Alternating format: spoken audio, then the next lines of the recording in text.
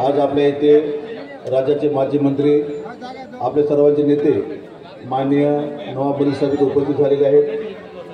त्यानंतर व्यासपीठावर माजी आमदार सुभाषराव साबळे साहेब, जिल्ह्याचे अध्यक्ष सन्माननीय शिवराज पाटील होटाळकरजी, आदरणीय मीनलताई, नगराध्यक्ष पदाच्या उमेदवार सौ विजयमालाताई टेकाळे, पावडे साहेब, मोहितभाई उपस्थित मोठ्या प्रमाणात जमलेले बंधू आणि भगिनींनो, आपल्या सर्वांना माहीत आहे येत्या 2 डिसेंबरला देगलूर नगरपालिकेची सार्वत्रिक निवडणूक होणार आहे। या निवडणुकीच्या माध्यमातून राष्ट्रवादी काँग्रेस पक्ष अध्यक्षपदाचा 1 उमेदवार आणि 27 उमेदवार प्रत्येक प्रभागात 2 प्रमाणे आणि 12 मध्ये 3 दिले।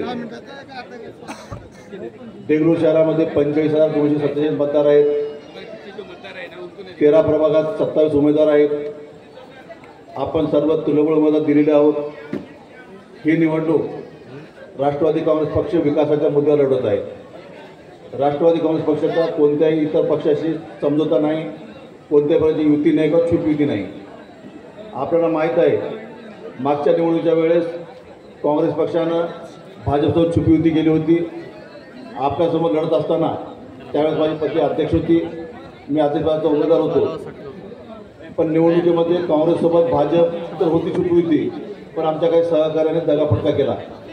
त्यामुळे या निवडणुकीमध्ये माझा अल्पमताने पराभव झाला। पराभव झाल्यानंतरही आम्ही थांबलो नाही। दुसऱ्या दिवशी आपलं कार्यालय चालू झालं, तीच अखंड सेवा आपण चालू ठेवली। मध्यंतरी महाविकास आघाडीचं सरकार होतं। राज्याचे आरोग्यमंत्री नामदार राजेशभाई टोपे यांच्या माध्यमातून आपण देगलूरच्या उपजिल्हा रुग्णालयाला सिटी स्कॅनची मशीन घेऊन आली। देगलूर शहराच्या विकासाचा जो आराखडा आपण तयार केला होता, देगलूर शहराचे हातवाड असेल, देगलूर शहराचं प्रशासकीय इमारत असेल, नगरपालिकेची इमारत जुनी झाली होती, तिथे कर्मचाऱ्यांना बसायला पुरेशी जागा नव्हती। अशा परिस्थितीमध्ये आता जे आपले प्रमुख मार्गदर्शक येणार आहेत माननीय खासदार तटकरे साहेब, आमच्या पक्षाचे राज्याचे अध्यक्ष, देगलूरचे मुख्याधिकारी चव्हाण साहेबांची पदवी रोहायला झाली होती। मी 3 वेळेस त्यांना भेटायला रोहायला गेलो। तिथे गेल्यानंतर मला विविध योजनांची माहिती मिळाली। जसं महाराष्ट्रामध्ये बारामती हा मतदारसंघ अतिशय मोठ्या प्रमाणात आधुनिकीकरण होऊन शहराची डेव्हलपमेंट झाली आहे, त्या धर्तीवर रोहा येथे सुद्धा तटकरे साहेबांनी अतिशय चांगले काम केले आहे।